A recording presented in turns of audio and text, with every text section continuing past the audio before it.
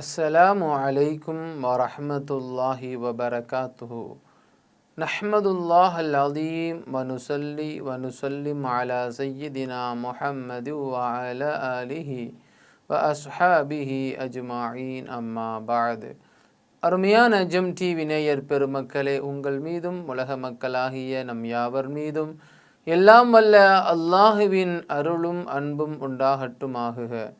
அருமையான நேயர் பெருமக்களே, இஸ்லாமிய நற்போதனைகளில் இன்றைய தினம் நாம் பார்க்கவிருப்பது நற்பை ஏற்படுத்தும் ஒரு வார்த்தை.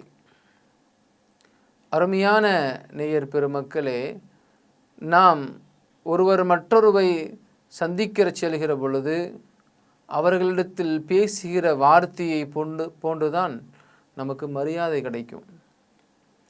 நாம் ஒரு சில வார்த்தைகளை தவறாக பயன்படுத்தி விட்டாலோ அல்லது கோபம் ஏற்படுத்துகிற அளவிற்கு ஏதேனும் வார்த்தைகளை நாம் கூறிவிட்டாலோ அங்கே சண்டை சச்சரவுகள் ஏற்பட்டு உறவுகள் முறிந்து விடுவதை பார்க்க முடிகிறது. ஆகையினால்தான் நாம் பேசுகிற ஒவ்வொரு வார்த்தைகளும் கண்ணியமானதாக இருக்க வேண்டும்.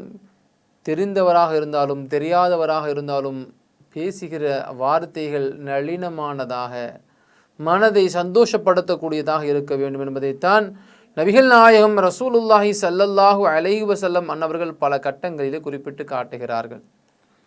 இப்போ நபிகள் நாயகம் ஸல்லல்லாஹு அலைஹி வஸல்லம் அன்னவர்கள் அவர்களுடைய சபையிலே அமர்ந்திருக்கிறார்கள். அவர்களை சந்திப்பதற்காக வேண்டி பல ஊர்களிலிருந்து மாற்று சமூகத்தை சார்ந்தவர்கள் எத்தனையோ நபர்கள் வந்து வருகிறார்கள், பேசுகிறார்கள். நபி அவர்கள் என்னை மனது காயப்படுத்தும்படி பேசியிருக்கிறார்கள்.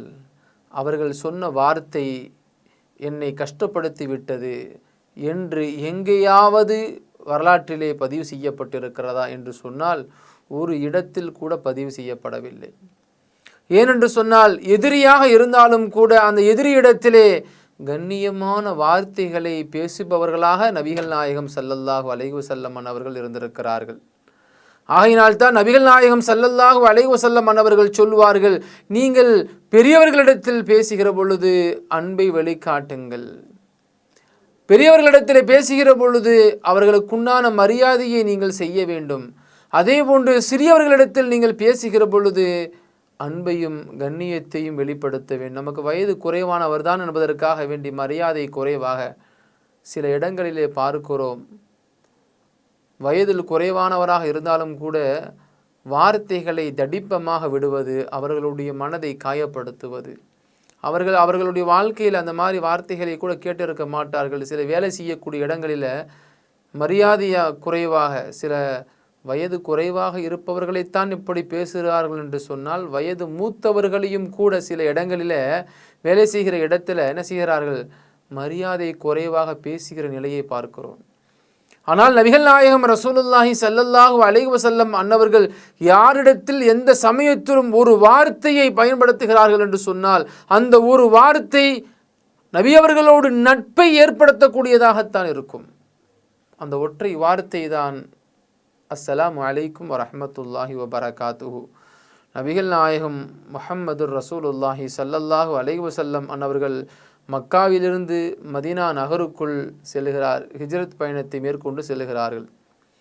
மதீனா வாசிகளை பார்த்து முதன்முறையாக அவர்களிடத்திலே அறிவுறுத்தப்பட்ட முதல் விஷயம் அஃப்சு ஸலாம், சலாத்தினை நீங்கள் ஒருவருக்கொருவர் பரப்பிக்கொள்ளுங்கள்.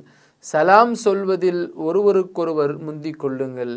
ஏனென்று சொன்னால் சலாம் ஒரு மனிதனுடைய வாழ்க்கையை நேர்வழியின் பக்கம் மாற்றித்தரக்கூடியதாகவும் ஒருவர் மற்ற மனிதரோடு அன்பை வெளிப்படுத்தக்கூடிய ஒரு வார்த்தையாகவும் அந்த சலாம் இருந்து கொண்டிருக்கிறது என்று கூறி நபிகள் நாயகம் ஸல்லல்லாஹு அலைஹி வஸல்லம் அவர்கள் மதீனாவிலே நுழைந்த பொழுது, மதீனா வாசிகளே அஃப்சு ஸலாம், நீங்கள் சலாத்தினை பரப்புங்கள் என்று கூறிவிட்டு அதற்கு அடுத்து சொல்வார்கள், ஏழைகளோடு நளினமாக பேசுங்கள். ஏழைகளிடத்தில் அவர்கள் தேவை அறிந்து, அவர்களுக்கு உணவு தேவையா, அவர்களுக்கு ஆடைகள் தேவையா, அவர்களுக்கு பொருளாதாரத்திலே தேவையா, எதுவாக இருந்தாலும் அவர்களுக்கு உண்டான உதவிகளை நீங்கள் செய்து கொடுங்கள். அதே போன்று ஏதேனும் ஏழை மக்கள் இரவில் தூங்குகிற பொழுது சிரமப்படுகிறார்களா, அத்தகையவர்களுக்கு என்ன தேவைகள் இருக்கிறதோ அதை நீங்கள் செய்து கொடுங்கள். அது மட்டும் இல்லாமல் கடைசியாக நபிகள் நாயகம் ஸல்லல்லாஹு அலைஹி வஸல்லம் அன்னவர்கள் சொல்வார்கள், அல்லாஹ்வினுடைய பொருத்தம் உங்களுக்கு கிடைக்க வேண்டுமென்றால் இரவு நேரங்களில் இறைவனை நின்று வணங்குங்கள்.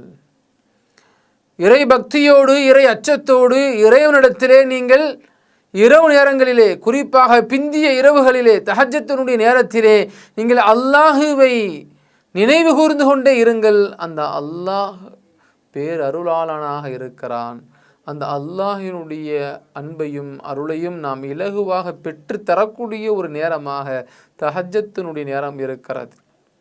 ஆகையினால் அந்த நேரத்தை நீங்கள் பயன்படுத்தி கொள்ளுங்கள் என்றும் நபிகள் நாயகம் ஸல்லல்லாஹு அலைஹி வஸல்லம் அவர்கள் கூறுகிறார்கள். ஆக நபி அவர்கள் வாழுகிற சமயத்தில் பேசுகிற ஒவ்வொரு வார்த்தையும் நட்பை ஏற்படுத்தக்கூடியதாகவும் மகிழ்ச்சியை தரக்கூடியதாகவும் சந்தோஷத்தில் திகைத்திருக்கக்கூடியவைகளாகவும் ஹிதாயத்தை ஏற்படுத்தக்கூடியவைகளாகவும் தான் நபி அவர்களுடைய ஒவ்வொரு வார்த்தைகளும் இருந்திருக்கிறது.